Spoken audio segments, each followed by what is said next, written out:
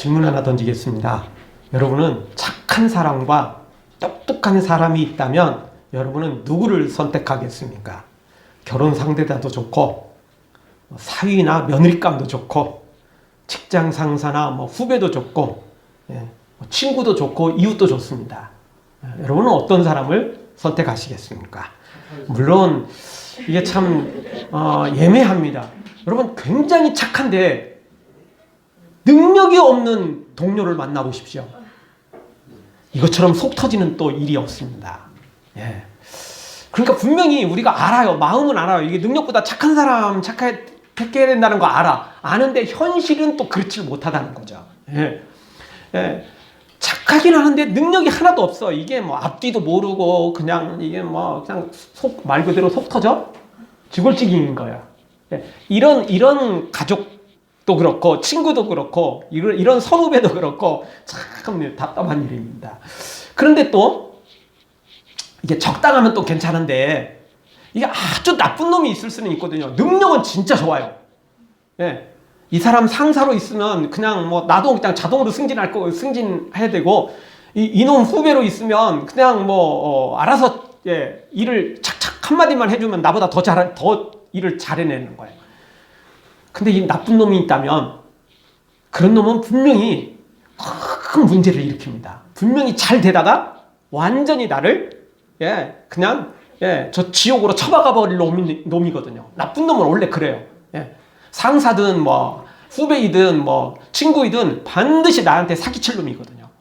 아주 나쁜 놈은 그렇습니다. 그래서 너무 극단적인 것 같기는 하지만 사실 이 착한 사람과 똑똑한 놈 요게 참 우리가 선택이 어렵습니다. 그때 가봐야 합니다. 그러니까 너무 나쁘지만 않으면 능력 있는 놈 괜찮습니다. 근데 너무 나쁘면 이제 큰 문제가 발생하니까 근데 아주 나쁘지만 않으면 괜찮은 거죠. 근데 또 이게 반대가 됐을 때도 또 사실은 또 여러 가지 문제가 있을 수 있습니다. 우리야 원하는 게 뭐죠? 똑똑하기도 하고 착한 놈. 착하기도 하면서 똑똑한 사람. 이게 제일 좋습니다. 우리 옆에 그런 사람들이 있으면 참 우리가 일이 참 쉬워집니다. 근데 최악의 상황은 뭐죠? 착하지도 않은데 똑똑하기만 한데 착하지도 않은 놈, 나쁜 놈. 착하지 않을 정도가 아니고 아주 나쁜 놈. 근데 그거보다 더 나쁜 상황은 뭐죠? 똑똑하지도 않는데 나쁜 놈. 이런 사람 만나면 우리 인생이 진짜 지옥 같아지는 거죠. 왜 그 사람 뒷지닥거리 하다가 일을 다 우리 인생을 막 허비하게 되는 것이죠. 그래서 참 우리가 산다는 게 참 어려운 것 같습니다. 그럼에도 불구하고 우리 사회는 지금까지는 또 앞으로는 어떻게 될지 모르겠지만 지금까지는 우리 사회에 착한 사람보다는 똑똑한 사람을 원하는 것 같습니다. 지금 사회는 그런 것 같아요. 그래서 국회의원을 뽑아도 지방자치단체장을 뽑아도 대통령을 뽑아도 말 잘하는 놈만 뽑습니다. 청산유지처럼 말 잘하는 놈만 뽑습니다. 그러니까 그 모양 그 꼴이 되는 거예요. 말 잘하는 놈을 뽑지 말고 조금 더 진실한 사람들, 조금 더 국민을 위한 사람을 찾아야 되는데 그게 아니고 토론도 잘하고 하여튼 그냥 사람을 이렇게 움직일 수 있는 뭔가 막 사람을 감동시킬 수 있는 하여튼 말쟁이를 뽑다 보니까 이제 이런 일이 벌어지는 것입니다. 그 이야기는 뭐냐면 우리나라는 아직까지는 과정보다는 결과를 소중히 여긴다는 거죠. 과정이야 어떻든 결과만 좋으면 그냥 대충 넘어가는 거예요. 진짜 좀 착한 사람들 빼놓고는 대부분은 물론 그 사람들도 물어보면 나는 똑똑한 사람보다는 착한 사람을 원해요. 이렇게 말은 하지만 현실이 다가오면 그렇지 않아요. 이런 사람들, 보통 사람들 사위 며느리감 데려와도 똑같습니다. 친구를 데려와도 똑같습니다. 쟤 착하냐 묻지만 나중에 묻는 게 뭐죠? 쟤 직장 뭐냐 어디 다니냐 쟤 연봉은 얼마나 됐니? 쟤 공부 잘하니? 이런 걸 묻는 거죠.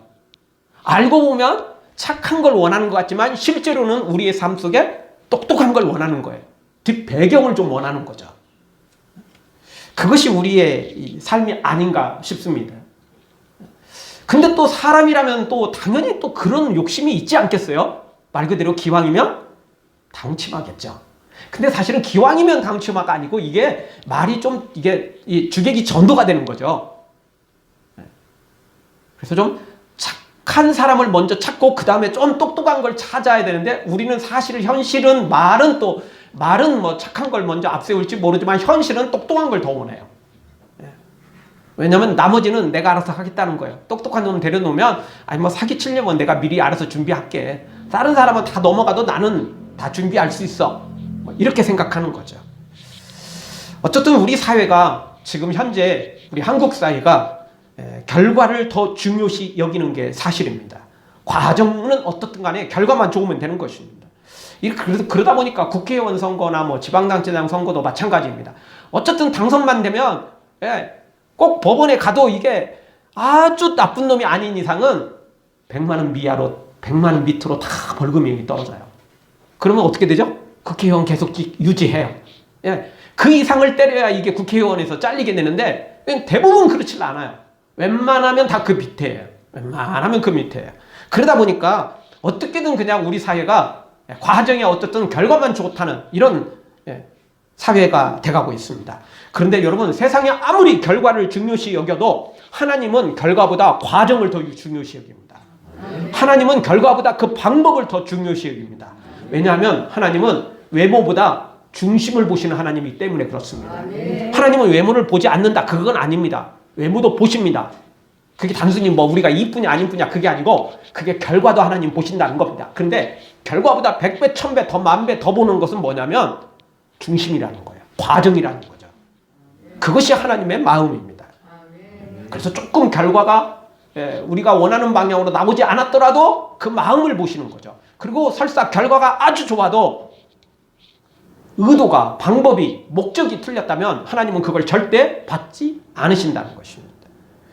그래서 구약성경에 보면 이 창기들이 드리는 헌금, 죄인들이 드리는 그 봉사, 헌신, 헌금 이런 걸 하나님이 원하시지 않는다고 말씀하십니다. 그렇게 돈 벌어서 우리 옛말에는 개처럼 벌어가지고 정순처럼 쓰자는 건데 개처럼 벌어도 방법이 있는 거죠. 그것도 한도가 있는 거죠. 성경은 죄를 지면서 나쁜 방법으로 돈을 벌어서 그거 헌금하는 걸 하나님 원치 않는다는 거예요. 반대로 과부의 아주 작은 돈, 지금 돈으로 계산해도 1,000원도 채 안 되는 돈, 그거 드렸어도 하나님은 그게 그날 10만 원, 100만 원 드린 어떤 사람보다 더 많이 헌금을 드렸다. 내가 그 엄청난 걸 받았다 라고 인정할 정도로 하나님은 겉모양만 보시는 게 아니라는 겁니다. 그의 마음, 중심을 보신다는 것입니다. 사랑하는 성도 여러분, 세상 기준 따라 결과만 중요시 여기지 말고 하나님의 기준 따라 결과보다 과정을, 겉모양보다 중심을 우리가 살피면서 살아가는 하나님을 기쁘시게 해드리는 우리가 되어지기를 주의 이름으로 축원합니다.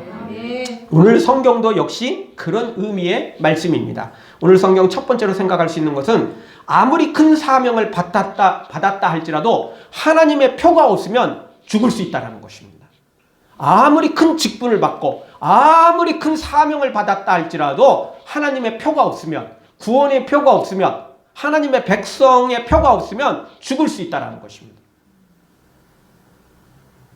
중직자가 되고 목회자가 됐다 할지라도, 그리고 지금 엄청난 큰 설교를 또 큰 집회를 앞두고 있다 할지라도 하나님 앞에 믿음으로 세워지지 않는다면, 하나님의 백성의 표가 없다면, 구원의 표가 없다면 그는 죽을 수 있다는 것입니다. 물론 구약시대처럼 하나님께서 즉각 지금은 심판하지 않습니다. 그러다 보니까 악인들이 또 나쁜 놈들이, 똑똑한 놈들이 세상에 더 많고 교회에도 또 그런 사람들이 많습니다. 그래서 교회에도 착한 사람, 믿음 있는 사람보다는 똑똑하고 말 잘하는 사람들이, 목회자도 중직자도 성도들, 교인들도 이런 사람들이 더 많아지고 있는 시대에 우리가 살고 있습니다. 그게 마지막 결과만 좋으면 되는 거예요. 그러나 분명히 기억해야 됩니다. 그렇게 살면 하나님이 전혀 인정하지 않는다는 것입니다. 우리가 모세 이야기하면 영화로 나올 정도로 모세 이야기는 아주 극적이죠. 대단하죠. 뭐 모세 이야기는 영화로 나올 정도로 흥미진진한 내용입니다. 그런데 모세 이야기가 영화로 나오는 모든 장면들은 대부분 어디에 집중돼 있죠? 출애굽할 때 10가지 재앙, 그리고 가장 클라이막스는 홍해를 건널 때입니다. 그렇죠? 그러니까 그냥 일반적인 눈으로 보면 모세의 그 가장 클라이막스는 출애굽 과정에 10가지 재앙을 일으키고 홍해를 가르고 마지막에 또 홍해가 합쳐지게 만들어서 애국 군대를 수장시켜버리는 장면, 이 엄청난 장면이라고 할 수 있습니다. 그러나 믿음의 눈으로 보면 그것은 결과일 뿐입니다. 그러면 원인은, 과정은 어디일까요? 바로 오늘 성경 부분이라고 볼 수 있습니다. 그러니까 출애굽하는 부분은 결과일 뿐이고, 진짜 모세의 모습은 바로 이 시내 산에서 하나님을 만나는 장면입니다. 그리고 바로 오늘 이 시내 산에서 사명을 받아서 애굽으로 돌아가는 이 장면까지입니다. 여기까지가 제대로 서 있지 않다면 그 다음에는 있을 수 없는 겁니다. 그리고 설사 그렇게 모세가 10가지 재앙을 일으켜서 애굽을 심판하고 그리고 홍해를 가르고 그렇게 탈출시켰다 할지라도 하나님께 인정을 받을 수 없는 겁니다. 오늘 여기까지의 과정 속에서 모세가 하나님의 사람으로 세워졌기 때문에, 그렇기 때문에 하나님의 사람으로 인정받을 수 있는 것입니다. 그래서 나중에 하나님이 뭐라고 말씀하시죠? 모세같이 내 집에 충성된 자가 없다라고 하나님이 인정하시잖아요. 그렇게 된 것은 바로 오늘 성경까지 모세가 변화된 모습을 보였기 때문에 그런 것입니다. 그러니까 겉모양은 10가지 재앙이고 홍해를 가르는 거, 그리고 또 광야 들어가가지고 불기둥 구름기둥 기적을 일으키고 또 만나와 메추라기를 막 하나님을 통해서 막 일어나게 만들고 반석을 때려서 그곳에서 물이 나오게 하고 막 이런 보이는 것은 이거지만 핵심은 그게 아니라는 겁니다. 핵심은 시내산에다 만나서 하나님 앞에 제대로 세워지는 것이고, 그리고 오늘 성경을 통해서 또 하나님 앞에 믿음으로 다시 세워지는 것, 바로 이것이 핵심이라고 볼 수 있는 것입니다. 우리가 잘 알듯이 40년 전에 모세는 하나님을 제대로 만나지 못하고 이렇게 변화되지 못한 모습으로 일을 벌이다가 출애굽시키려고 독립운동을 하다가 신앙운동을 하다가 결국 살인자가 되어 도망하지 않았습니까? 그런데 오늘 이렇게 시내산에서 변화되고, 그리고 오늘 성경을 통해서 또 변화된 다음에 이후부터는 진짜 우리가 아는 모세로 세워지게 된 것입니다.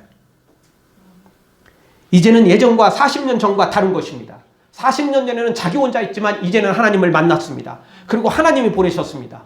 그리고 더 중요한 건 하나님의 지팡이를 손에 잡았다는 것입니다.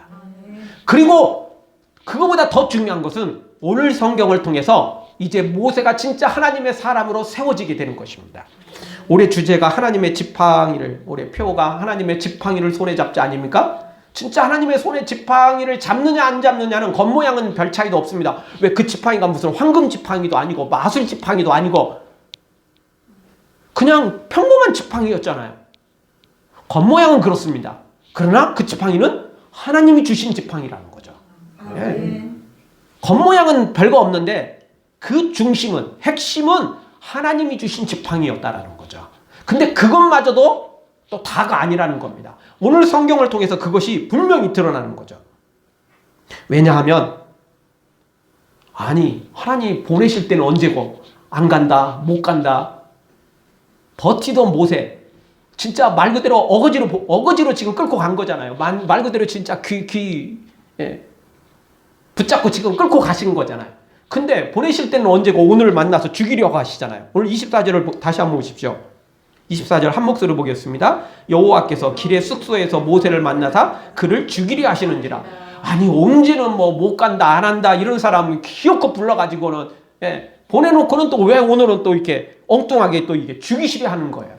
아니 그냥 회초리 들은 것도 아니고 오늘 성경이 그렇게 그대로 기록되어 있어요. 모세를 만나사 그를 죽이려 하셨다라는 거예요. 아니 모세가 얼마나 잘못했길래, 얼마나 큰 죄를 졌길래 죽이려 하시냐는 거예요. 여러분, 그 시내산에서 만날 때는 너 40년 전에 너 내 말 안 듣고 네 맘대로 하다가 그렇게 된 거야. 그래서 뭐 하나님 죽이시려고 했어요?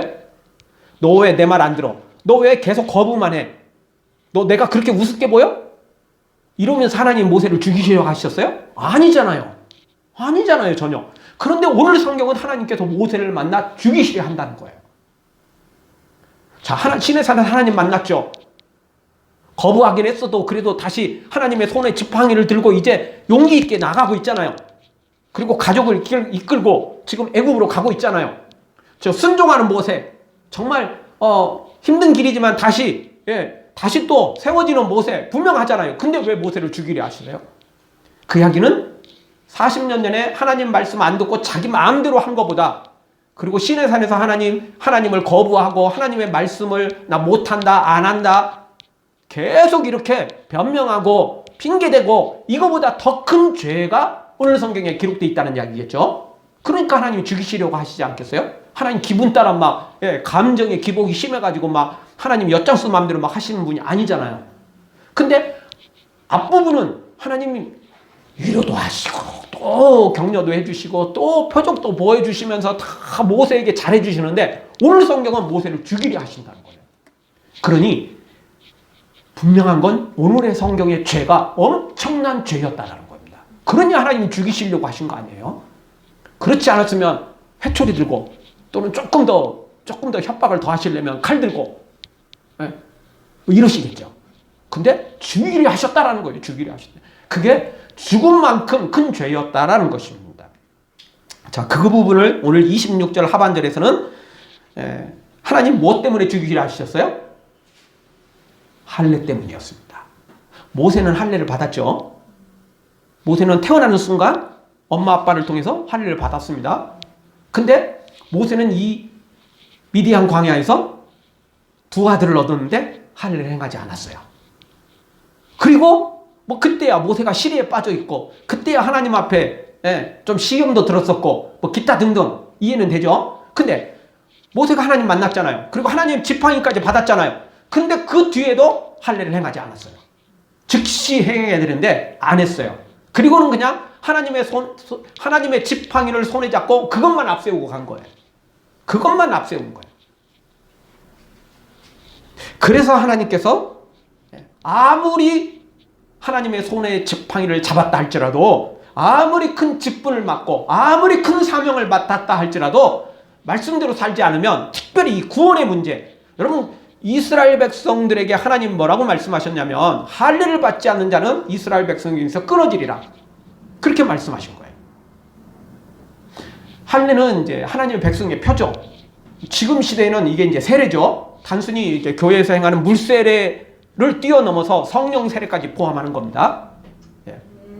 물세례도 무시하면 안 됩니다. 뭐 예수님 믿고 구원받으면 되지 꼭 세례 받아야 돼? 아니면 절대 그렇지 않습니다. 세례도 물세례도 교회에서 행하는 물세례도 매우 중요합니다. 그러나 물세례는 그거는 1차적인 것이고 최종 목표는 뭐죠? 성령 세례이죠. 성령 세례. 성령 세례를 받지 않으면 아무 소용 없겠죠. 성령 세례 받지 않고 목회자가 되고 성령 세례 받지 않고 중직자가 되는 거 하나님이 인정하지 않는다는 것이죠. 그것이 오늘 성경에 기록되어 있는 것입니다. 그래서 다시 한번 아무리 큰 사명을 맡았어도 아무리 큰 직분을 맡았어도 하나님의 백성의 표가 없다면, 구원의 표가 없다면 그는 아무것도 아니라는 것입니다. 겉모양이 중요한 게 아니라니까요. 겉모양 중요하지만 겉모양보다 100배 1000배 중요한 것은 그의 중심이라는 것입니다. 모세는 지금 하나님의 지팡이만 손에 앞세우고 그 지팡이만 지금 들고 가는 거지 정작 자신의 자녀들에게 할례를 행하지 않은 거예요. 여러분, 자녀라 할지라도 내 마음대로 구원시키고 내 마음대로 막 믿음을 막 할 수는 없습니다. 그러나 최소한 부모가 할 수 있는 것은 할례를 할 수 있어요. 부모가 자녀에게 할례를 행할 때 애들한테 물어보고 행합니까? 야, 너 할례 받을래? 아니잖아요. 그건 부모의 특권이면서 의무예요. 물어보고 행하는 게 아닙니다. 그냥 할례 행하고 믿음으로 키우는 겁니다. 마지막에 아무리 부모가 잔소리를 하고 아무리 부모가 믿음으로 살라고 해도 본인이 믿음에서 떠나면 어떻게 할 수 없지만 최소한 할례를 행하고 그리고 믿음으로 키우는 데까지는 부모가 할 수 있는 일이에요. 근데 모세는 그 일을 안 하고 있어요, 지금. 본인은 하나님을 만났지만 자녀에게는 할례를 행하지 않고 있는 거예요. 그러니까 사실 모세가 제대로 세워졌다면 아이가 태어날 때 바로 할례를 했어야죠. 근데 일단 그것까지는 우리가 이해할 수 있어요. 그렇잖아요. 충분히 이해할 수 있잖아요. 그때 모세 시대에 빠졌고 좌절에 빠졌고 하나님은 날 안 도와줬고 동족은 날 배신했고 그 모세가 그런 거 생각할 만한 상황이 아닌 거예요. 시험에 빠져도 단단히 빠졌거든요. 그렇지만 지금은 다르잖아요. 하나님 만났잖아요. 하나님 지팡이까지 잡았잖아요. 지금은 할례를 행해야 되지 않겠어요? 지금은 해야죠. 지금은. 근데 안 한 거예요. 모세는 지금 하나님께 지금 막 죽을 위기에 빠졌는데 이거 모세가 이걸 깨닫고 행하는 게 아니고 누가 행하죠? 모세의 아내가 십보라가 행하는 거예요. 그러니까 벌써 모세를 통해서 이야기는 다 들은 거예요. 십보라가 남편이니까 뭐 그 과거의 일들을 다 어쨌든 들었겠죠. 내가 어떻게 태어났고 내가 어떻게 또 공주의 아들로 입양이 됐고 내가 어떻게 해서 내가 여기까지 왔다. 근데 나는 지금 하나님께 실망했고 백성들은 동족은 나를 배신했고 내가 정말 사는 게 아니다. 이게 다 알았겠죠. 그 과정 속에 모세는 하나님의 사람이고 히브리인이고 태어날 때 할례를 행했고 그래서 믿음의 자손들에게는 다 할례를 행해야 되는 거 이걸 벌써 십보라가 다 들었다는 거예요. 이거 누구를 통해서 들었을까요? 두말할 것도 없겠죠. 모세를 통해서 들었겠죠. 누구한테 배웠겠어요? 모세를 통해서 배웠겠죠. 그러니까 모세가 일단 할 이야기들을 다 해준 거예요. 네, 할 이야기를 해준 거예요. 십보라한테. 그러니까 모세도 뭐 믿음이 전혀 없다. 그건 아니죠. 그래도 믿음은 있었어요. 근데 이게 좀 형편없는 믿음이었던 거, 날라리 믿음이었던 거죠. 그때까지만 해도. 그래서 하나님을 만나서 이제 새롭게 되는데 지금도 여전히 옛날 것을 바꾸지 못한 거예요. 그냥 지팡이만 앞세운 거예요. 지팡이만 앞세운 거예요. 그래서 문제가 생기는 거예요. 근데 십보라는 두 아들이 죽게 생겼고 남편이 죽게 생겼으니까 곧바로 그냥 차도를 취해가지고 아이들의 표피를 바로 잘라냅니다. 하나님이 거기서 모세를 죽이지 않고 살리시는 거죠. 참 이게 이 성경 보면 배우자를 잘 만나야 됩니다. 믿음의 이 가족들을 만나야 되고 믿음의 동력자들을 만나야 됩니다. 믿음의 친구들이 우리 주위에 있어야 됩니다. 내가 좀 실수하면 옆에서 좀 도울 사람이 필요한 겁니다. 이럴 때 보면 착하기도 하고 똑똑한 놈 만나야 됩니다. 여기서 하나님, 아니 내 남편을 왜 죽이려고 하세요? 아니 내 남편 나도 아는데 그 하나님 40년 전에 안 도와줬잖아요. 그래놓고 억지로 지금 끌고 가놓고 여기서 왜 죽이려고 하세요? 여기서 괜히 핏대 올려봤자 항의해봤자 소용없어요. 이게 누가 필요한 거죠? 이게 참 믿음이 있는 사람 그러면서도 똑똑한 놈이 필요한 거예요. 십보라 같은 사람이 필요한 거예요. 거기서 안절부절하고 있고 이거 왜 이러세요? 막 이러면서 막 눈물 콧물 짓는다고 되는 게 아니고 여기서는 바른 진단을 하고 바르게 말씀대로 살아야 된다는 거예요. 이 원인은 이것 때문이야. 이걸 우리가 잘못했어. 빨리 회개해야 돼. 그리고 그 문제 다 우리가 하나님 앞에 청산해야 돼. 십보라는 곧바로 돌을 취해서 아이들의 표피를 잘라낸 거예요. 그냥. 바로 말씀대로 순종한 거죠. 하나님이 이것 때문이다. 물론 십보라가 뭐 아무것도 없이 그러지는 않았을 거예요. 하나님께서 힌트를 주셨겠죠. 오늘 성경에는 기록되어 있지 않지만 아마 힌트를 주셨겠죠. 막 죽이시려 하니까 하나님 왜요 이랬겠죠.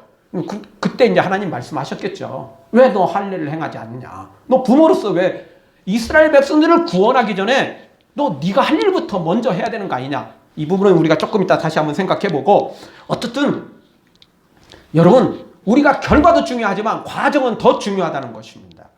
요즘 뭐 배구 선수의 그 폭력 사건으로 스포츠계뿐만 아니라 상당수 국민들이 큰 염려를 하고 있고 또 분노를 하고 있습니다.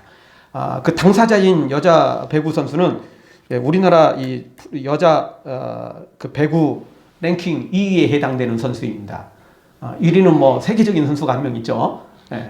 근데 이 2위에 해당되는 겁니다. 아주 공격도 잘하고 키는 크지 않지만 아주 공격을 잘하고 수비도 좋고 이게 이제 지금은 2위지만 곧 이제 지금 그 1위가 곧 뭐 조금 있으면 이제 은퇴하게 되는 거죠. 그러면 이제 진짜 우리나라 1위 여자 선수로서는 제일 잘하는 그런 선수입니다.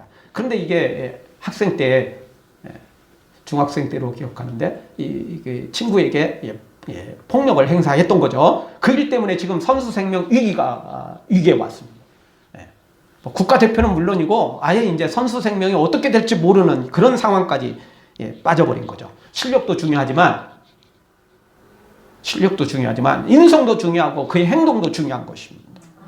이거는 운동선수에만 적용되는 게 아닙니다. 장관 후보자나 국무총리도 마찬가지죠. 금방 다 된 것처럼 생각했는데 뭐 그냥 추락해버리는 경우가 얼마나 많습니까?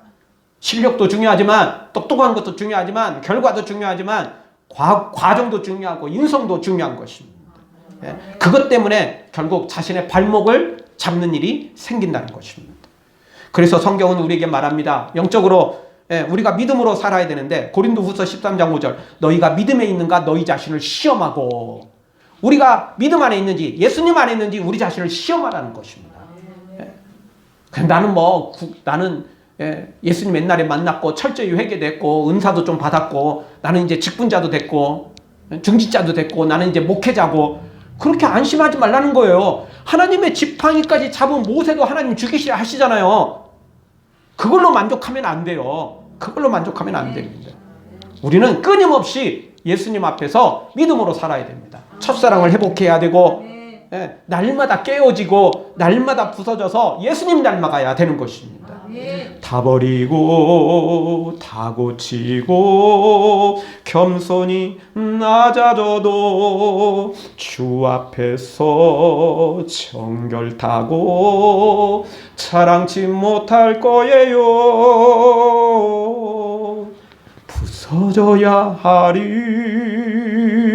무너져야 하리 깨져야 하리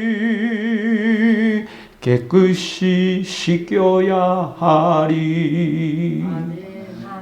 우리 한 번 예수님 만났다고 뭔가 좀 체험 좀 했다고 우리가 뭐 직분을 맡았다고 그걸로 만족하면 안 됩니다. 모세처럼 하나님의 지팡이를 잡았다고 그걸로 만족해버리면 큰 위기에 빠집니다. 하나님의 지팡이를 잡았다면 하나님을 만났다면 큰 사명을 맡았다면 큰 직분을 맡았다면 그렇기 때문에 더더욱 겸손해야 되고 더더욱 정결해야 되고 더더욱 깨져야 되고 더더욱 부서져서 예수님을 닮아가야 된다는 것입니다. 성결하지 않으면 거룩하지 않으면 정결하지 않으면 우리는 하나님 앞에 버림받을 수 있다는 것입니다. 그래서 성경은 우리에게 말합니다. 한번 택함 받았다고 그것으로 교만하면 안 된다는 것입니다.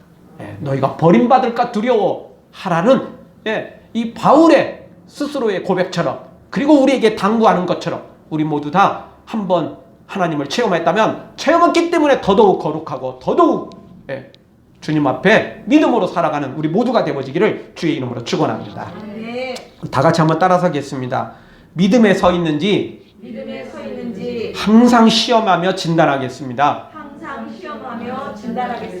두 번째 주시는 말씀은 직분보다 사명보다 이 거룩을 더 앞세워야 된다는 것입니다. 이미 잠깐 생각해 봤지만 직분, 사명, 하나님의 지팡이보다 앞세워야 될 것은 바로 이 거룩이라는 겁니다. 정결이라는 것입니다. 순결이라는 것입니다. 이걸 앞세우지 않으니까 이걸 뒷부분에 앞세우니까 이 뒤로 이걸 미루니까 문제가 생기는 거예요. 모세가 하나님의 지팡이만 앞세웠다는 거예요. 하나님의 지팡이 중요합니다. 그러나 그 하나님의 지팡이를 잡았다고 다 만사형통하는 게 아니라는 거예요. 하나님의 지팡이를 잡은 사람일수록 더더욱 앞장세워야 될 것은 거룩이라는 겁니다. 아멘. 순종이라는 것입니다. 아멘. 이 십보라처럼 곧바로 그걸 지팡이보다 더 앞세워야 될 것은 하나님의 백성으로서 바른 삶인 것입니다. 여러분 많은 은사자들이 나중에 그 은사 때문에 교만해져서 이단에 빠지고 또는 이단에 준하는 그런 잘못된 길로 가는 경우가 얼마나 많은지 모릅니다. 평범한 사람들은 이단에 안 빠집니다. 이단을 그렇게 만들어내지 않아요. 그리고 이단과 같은 그런 길을 걷지 않습니다. 누가 걷죠? 은사자들이 걷습니다. 특별히 우리나라는 근데 우리나라만 그런 게 아니고 어디든지 마찬가지입니다. 은사 중에 많은 은사들이 있지만 진짜 하나님이 원하는 은사는 최고의 은사는 사랑의 은사잖아요. 사랑의 열매고. 근데 보통 사람들이 원하는 건 뭐죠? 신유의 은사. 또 하나 원하는 게 뭐죠? 예언의 은사. 이걸 사람들이 다 좋아해요. 어딜 가든지 그냥 예언의 은사 있으면 막 머리 뒤밀고 막 무조건 막 예언 좀 해달라고 그러고, 예? 신유의 은사 있으면 뭐든지 그냥 막 병도 좀 고쳐달라고 이러고. 하나님이 원하는 최고의 은사는 사랑의 은사고, 열매는 사랑의 열매. 하나님은 사랑이다 이러잖아요. 그러면서 고린도전서 12장 마지막 부분을 말씀하시잖아요. 이 은사들을 말하면서 내가 최고의 은사, 가장 큰 은사를 너희에게 가르쳐주겠다 이러면서 고린도전서 13장 사랑을 이야기하고 있잖아요. 최고의 사랑은, 최고의 은사는 사랑입니다. 그런데 사람들은 사랑의 은사는 별로 안 좋아해요. 왜? 사랑의 은사는 겉모양이 대단하지 않아요.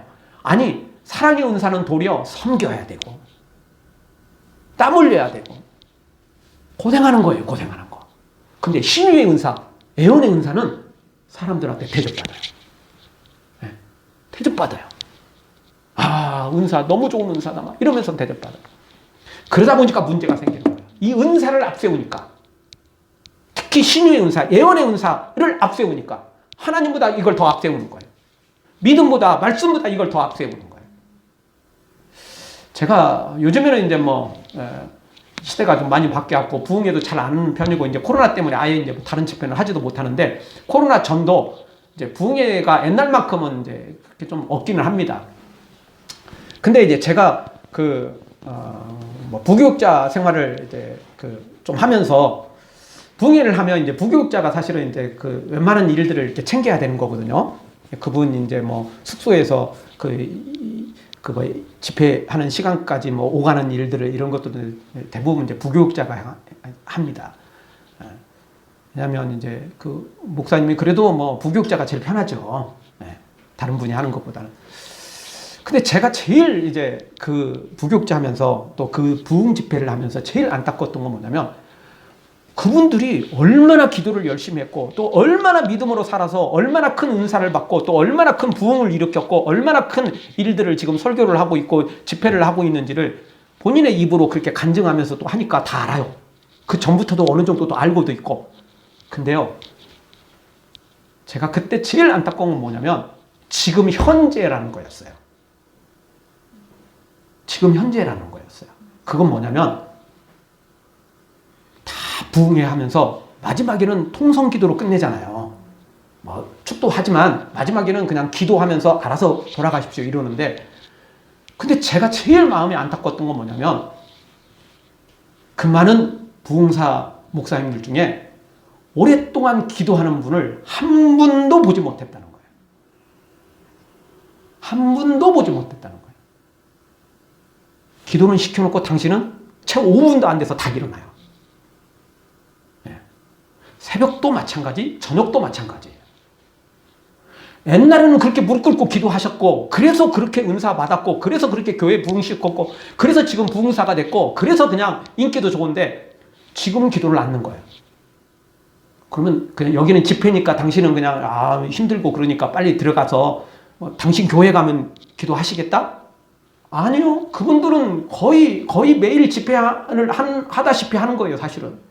그러잖아요. 유명한 분들은요, 집회 못 잡아요. 몇 년 전부터 잡았어야 돼요. 제가 부교육자니까 그거 많이 알아요. 왜냐면 이제 담임 목사님이 직접 그 일을 하는 경우도 있지만, 우리가 세수한 것들은 할 때가 많거든요. 근데 어떤 분들은 연락을 하면 벌써 2년, 3년 잡힌 분들이 있어요. 안 돼요. 섭외가 안 돼요. 좀 유명한 분들은 그래요. 빈 시간이 없어요. 근데 이분이 그러면 기도할 시간은 어디 있겠어요? 당신 교회 가서 기도할 시간 없어요. 왜? 그분은 당신 교회는 주일밖에 못 가거든. 주일밖에 못 가요. 일주일 내내 다 그냥 집회가 잡혀 있다니까요. 유명한 분들 다 그래요. 언제 기도할 거야? 기도는 바로 당신이 부흥회 갔을 때 기도할 수밖에 없는 거잖아요. 그 시간밖에 없잖아요. 그러면 숙소에 가서 기도하시겠어요? 아니, 좋은 교회 놔두고 왜 숙소에 가서 기도해? 그거 어려워요, 솔직히. 근데 안타까운 것은 그때 그랬어요, 제 마음에는. 그게 좀 실망이었어요. 그렇게 기도하신 분이었다면 지금도 기도해야 되는데 그렇지 않는다는 거예요. 그러니까 나중에 교만해지는 거고, 이유가 뭐냐면 여기 은사를 앞세웠기 때문에 그래요. 직분을 앞세웠기 때문에, 하나님의 지팡이만 앞세웠기 때문에 그래요. 자, 우리는 하나님의 지팡이보다, 은사보다 더 앞세워야 될 건 뭐라고요? 거룩입니다. 순결입니다. 순종입니다. 말씀입니다. 예. 자랑하기 쉬운 것에 빠지면 안 된다는 것입니다. 하나님께서 이렇게 직분을 주시고 은사를 주시는 것은 섬기라고 주신 것이지 목에 힘주고 폼 잡으라고 주신 게 절대 아니라는 것입니다. 사랑하는 성도 여러분, 하나님께 받은 직분이나 은사, 그거 너무 앞세우지 말고 거룩을 앞세우시고 성경을 앞세우시고 섬김을 앞세우시고 순종을 앞세우는 우리가 되어져서 끝까지 믿음으로 세워지기를 주의 이름으로 축원합니다. 마지막 세 번째로 주시는 말씀은 아무리 큰 일을 한다 할지라도 가정부터 다스려야 된다는 거예요. 아무리 큰 일을 맡고 있어도 작은 일부터 또 시작해야 된다는 거예요. 뭐 세상에서도 과만서성이 하는 말이 있잖아요. 근데 그 말은 세상에서만 있는 게 아니고 그것도 참 알고 보면 성경적인 거예요. 성경에서 나온 거겠죠. 네? 모두에게 잘해야 되고 모든 일을 다 잘해야 되겠지만 작은 일부터 시작해야 돼요. 내 가까운 곳에서부터 시작돼야 돼요. 모세는 지금 누구를 지금 구원시키러 가고 있죠? 누구를 탈출시키러 가고 있죠? 이스라엘이라는 민족, 히브리 민족을 구원하고 탈출시키려고 하고 있어요. 그 전에 근데 자신의 아들들부터 믿음으로 세워놔야죠. 할래. 그거부터 안 하면 어떻게 하냐고요. 큰 일도 중요하지만 지금 작은 일이 더 중요해요. 자기 가까운 것부터가 더 중요해요.